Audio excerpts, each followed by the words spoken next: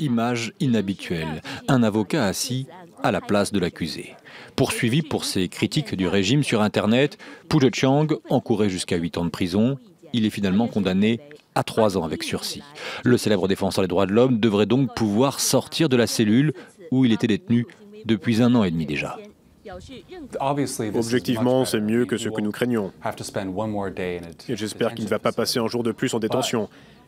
Il n'aurait d'ailleurs jamais dû être incarcéré. Il faut absolument souligner qu'à cause de ce verdict de culpabilité, il va peut-être ne plus pouvoir exercer son métier d'avocat, ce qui serait une fois de plus injuste. Le tribunal de Pékin où était annoncé le verdict était comme lors du procès le 14 décembre, entouré d'un important dispositif policier. Il y a 8 jours, le correspondant de France 24, comme d'autres journalistes et des militants, avait été prié d'aller voir ailleurs. Le chef d'inculpation est assez étrange. Il aurait cherché querelle et provoqué des troubles. Chercher querelle et provoquer des troubles en Chine, c'est un vocable souvent utilisé par les autorités lorsqu'elles veulent faire taire les dissidents. Emblématique défenseur des droits de l'homme, l'avocat a mené publiquement croisade pour l'abolition des camps de travail, défendu le dissident et prix Nobel de la paix Liu Qiabao ou encore l'artiste engagé Ai Weiwei.